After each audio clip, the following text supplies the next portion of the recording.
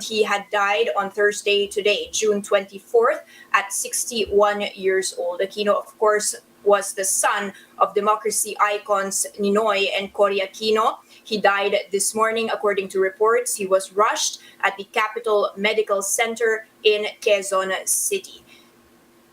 You can see from this video from the Philippine Star that the members of the media are now gathering outside of the hospital to get more clarification. And we did also receive some reports from Associate Justice Marivic Leonen saying, and I quote, "It is with profound sadness that I learned this morning of the passing of former President Benigno S. Aquino III. I knew him to be a kind man, driven by his passion to serve our people, diligent in his duties, and with an avid and consuming curiosity about new knowledge and the world in general. I've learned a lot from him. I saw him carry his title with dignity and integrity. It was an honor to have served with him. He will be missed." Again, this is a developing story. Stay tuned here on One News for more updates.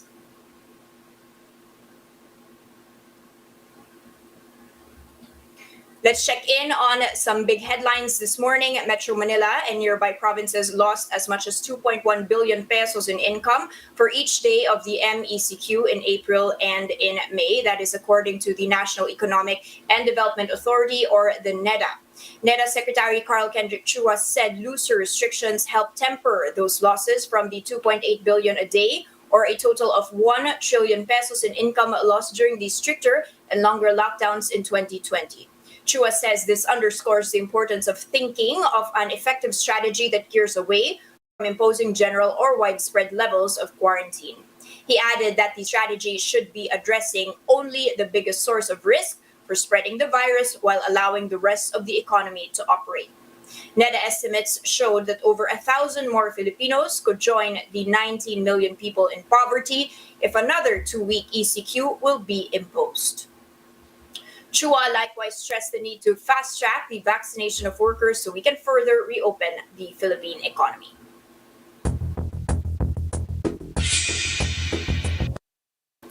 Okay, guys, let's take a quick peek on, of course, the markets here. Let's kick off with a virus check and a vaccine check, as we just received 2 more Sinovac shots arriving in the Philippines. This, of course, comes as the MMDA sees, quote, population protection in Metro Manila, or at least the capital region, by September. They have said that we have had 114,000 on average jabs or vaccine doses per day, and a steady supply still on the way. And this, as of June 22nd, so 2 days ago, 3.6 million of Metro Manila's population, we are of course around 14 million, have now been vaccinated, although experts are saying we are still years away from achieving the desired herd immunity rate, which is 70 million. This also comes as the Department of Health earlier readjusted the original target and has now classified Metro Manila as a low-risk area. Now, more things on the economic front. The peso will be in focus today. It is breaking at 48.879 this morning. That is weakening. The BSP, of course, decides today at 4 p.m. Whether they will be keeping the rates unchanged, which is at a record low. And we are, of course, looking at that very clearly after the Fed had given signals that they might be unwinding their positions earlier rather than later. Let's take a look at the opening here. You're going to be seeing us sliding a touch, but still well above 6,900 levels here. That's down by 0.11% to 69.10. Let's look at the movers this morning. I'll just open that out for you. 10 minutes into trade, GT Cap leading the charge up by 1.6% together with San Miguel and DMCI. But Ayala Land, or the 2 Ayala companies, are down. Ayala Land trading 1.9% below compared to what it closed to yesterday.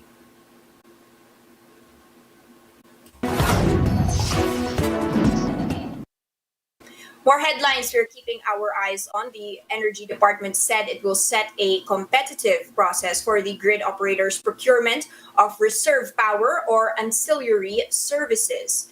Now, last week, the NGCP announced that it will be holding a public auction rather, to secure reserves to meet the government requirements on reserve levels and ensure the best pricing for customers. Now, in its draft rules, the DOE said that the competitive selection process should be transparent and non-discriminatory, should promote competition and protect the interests of the general public by ensuring sufficient reserves at the least cost.